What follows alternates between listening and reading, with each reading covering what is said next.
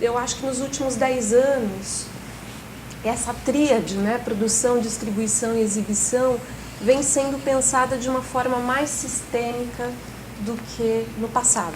Né? No passado, assim, eu digo pré-cinema da retomada. Hoje em dia, a gente percebe movimentos por parte de órgãos públicos que pensam produção, que já notaram que nós resolvemos o problema da produção no Brasil e que a gente precisa avançar agora para os próximos elos.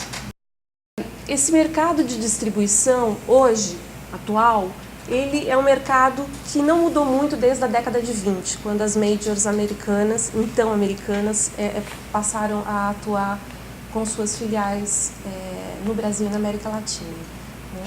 Desde aquela época, a gente tem a presença dessas companhias estrangeiras cuidando do mercado de distribuição, representando os filmes americanos e filmes estrangeiros, e companhias brasileiras representando filmes estrangeiros, europeus, americanos e também brasileiros. Né? Então, esse panorama da distribuição, ele permanece o mesmo, embora com algumas particularidades possam ser destacadas e discutidas. Aqui, as distribuidoras internacionais, elas tiveram os filmes que elas representam tiveram uma queda de bilheteria de 76% para 72% em 2011. Já as distribuidoras nacionais apresentaram um crescimento de 23% para 27% nesses últimos 2 anos. Né? Mostrou que há uma consolidação, ou uma melhor escolha, ou melhores estratégias de comercialização. Um pouquinho sobre, né, fatiar essa questão sobre como que essa empresa brasileira opera, né? Focando no ano de 2011. Ela opera, basicamente, trabalhando filmes estrangeiros. No ano de 2011, trabalhou-se filmes distribuídos, distribuiu-se filmes de 25 países além dos Estados Unidos. E desses filmes americanos distribuídos por empresas brasileiras, foram exibidos filmes que não têm direito de distribuição internacional pelas majors. Né? Ou seja, vamos entender isso. Se os Estados Unidos produzem 600 filmes em média por ano, em média 150 filmes são... Esse copo é meu ou já era de alguém? Não, é seu. Em média, desses 600, 150 são das majors. E o restante são de outras produtoras que não são distribuídos pelas majors internacionalmente. Que perfil de filme é esse? É um perfil de filme para público adulto, é um perfil de filme mais artístico do que o das majors, que são mais voltados para o público jovem, para franquias, né, para séries. Ou seja, esse mercado, então, dos filmes americanos para as distribuidoras brasileiras, ele fica delimitado num filme médio, que não é um blockbuster e que não é um filme de nicho. Né? Por outro lado, as distribuidoras brasileiras também trabalham com os filmes brasileiros, sejam eles filmes que têm boas perspectivas comerciais, sejam eles filmes próprios, distribuidoras, né, que se abrem, que passam a operar para distribuir títulos próprios. Então, no Brasil, nesses últimos 10 anos, veio aparecendo uma série de novas distribuidoras. Né? Importante ressaltar que na década de 90, apenas uma distribuidora trabalhava unicamente com cinema nacional. E hoje a gente tem mais de 52 distribuidoras, empresas brasileiras distribuindo filme nacional e filme estrangeiro. Então, inclusive essa tabela eu peguei de uma dissertação aqui da Marília, que você foi banca, né? Que ela fez uma excelente dissertação sobre esse filme, né? Sobre Tropa de Elite. Mas eu gostei muito dessa compilação de dados que ela fez e ela destacou que há um crescimento de empresas nacionais voltadas para distribuir apenas um único filme, né? Que é o caso dessa tabela que foi compilada a partir dos dados de 2010.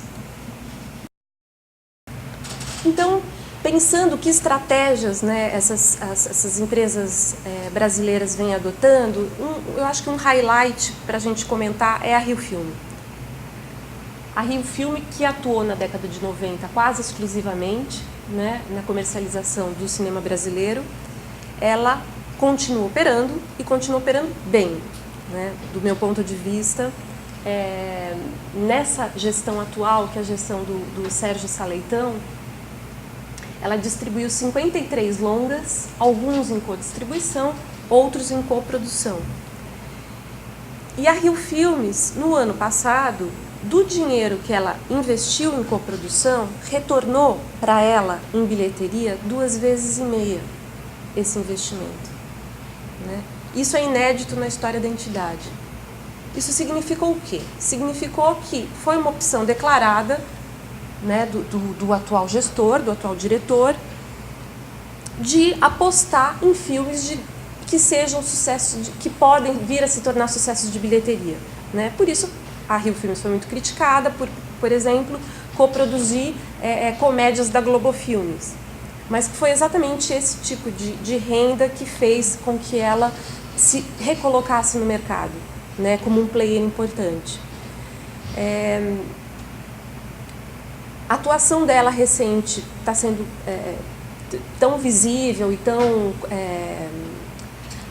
exemplar, né, no sentido de se observá-la como exemplo de operação, que o atual secretário de Cultura de São Paulo, que é o Juca Ferreira, que era o ex-ministro da Cultura, que acabou de assumir lá no município, ele adotasse esse modelo da Rio Filme para levar para São Paulo, para o município de São Paulo. A Rio Filme é municipal, então ele está criando agora em São Paulo a SP Filme, né, nos mesmos moldes e também com a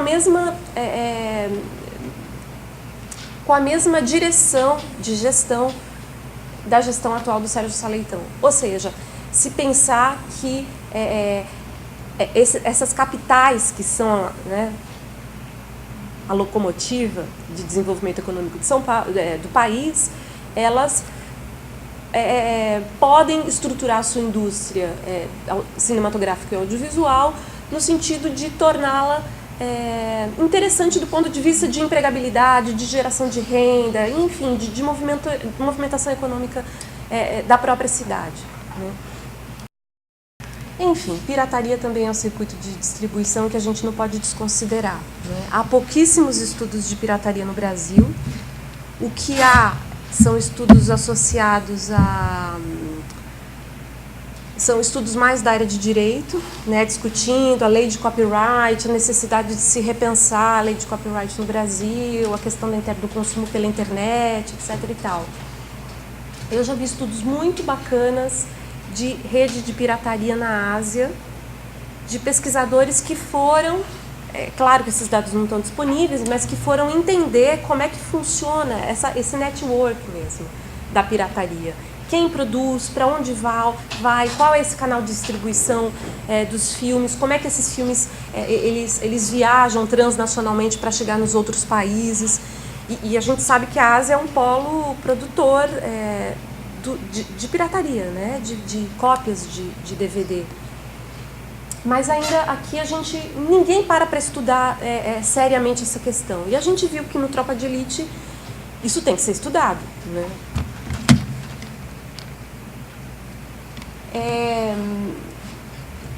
Eu estava falando dos estudos mais associados à área de direito, mas quem vem se detendo a produzir publicações e propaganda sobre esse tema são entidades diretamente ligadas com as perdas sofridas pela pirataria, né?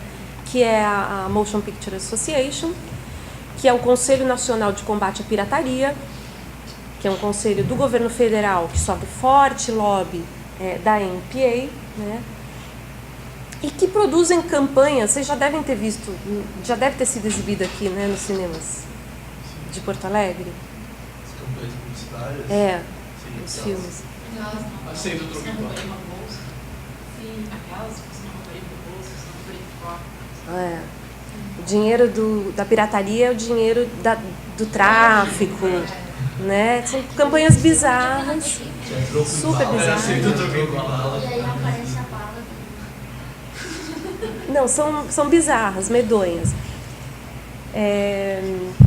Que não convence ninguém, que não educa, né? Que todas essas ações, a justificativa para essas ações é que sejam pedagógicas, é que tenham um cunho, né, educacional, de conscientização e tal, mas que não atingem seu objetivo.